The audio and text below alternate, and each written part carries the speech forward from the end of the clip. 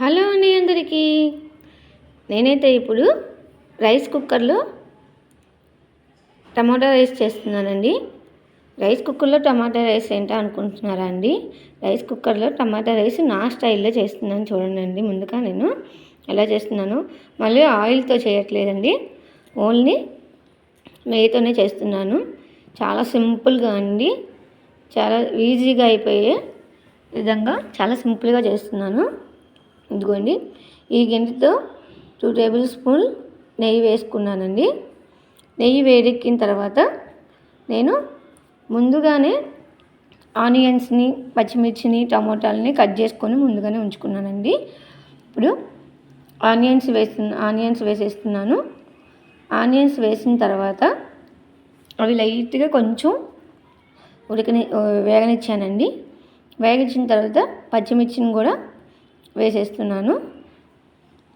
పచ్చిమిర్చి వేసిన తర్వాత వాటిని ఒక 2 మినిట్స్ మూత పెట్టుకొని నేను అలా కుక్ చేసుకున్నానండి. ఇలా మొత్తం గిన్నె తిప్పుకొని ఇదిగో చూడండి, కుక్ చేసుకున్న తర్వాత ఇప్పుడు టమాటాలను కూడా వేసేస్తున్నానండి. ఆనియన్, పచ్చిమిరపకాయలు అయితే కొంచెం లైట్గా దోరగా వేగిపోయినాయి. టమాటాలు కూడా వేసేసాను. ఇప్పుడు గిన్నెతో ఇలా తిప్పేసుకొని టమాటాలు కూడా ఒక 2 మినిట్స్ నేను ఇలా వేగించుకుంటున్నానండి. దాంతోపాటు 2 రెబ్బలు కరివేపాకు కూడా వేసాను.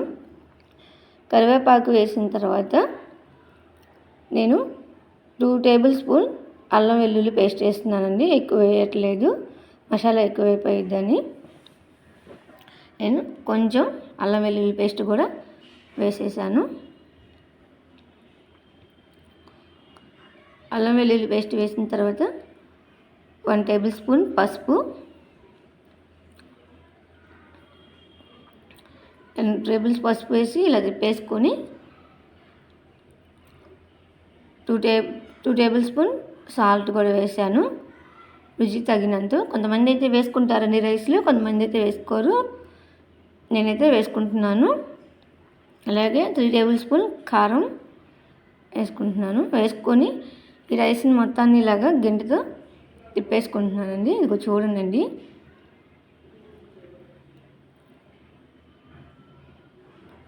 తిప్పుకున్న తర్వాత మూత పెట్టుకొని ఒక 10 నిమిషాలు ఉడకనిచ్చాను. ఇప్పుడు నేను రైస్ని ఒక 1/2 అవర్ ముందుగానే నానబెట్టుకొని కడిగి శుభ్రంగా ఉంచుకున్నానండి. ఇప్పుడు ఆ రైస్ని కూడా వేసేస్తున్నాను.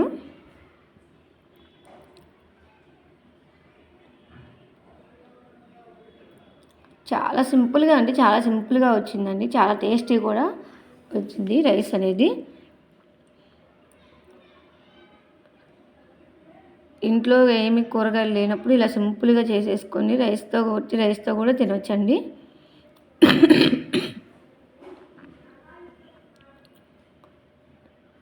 ఇదిగోని చూడండి, ఇలాగ మొత్తాన్ని కలిపేటట్టు ఇలా తిప్పేసుకోవాలి.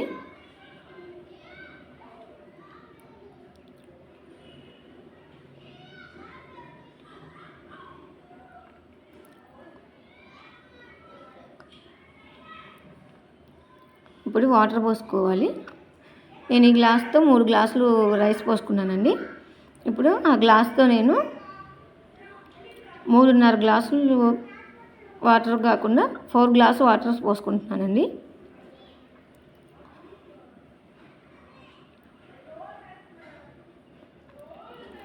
ఇలా వాటర్ పోసుకొని ఆ రైస్ మొత్తం వాటర్లో కలిసేటట్టు గిన్నెతో ఇలాగా తిప్పేసుకోవాలండి.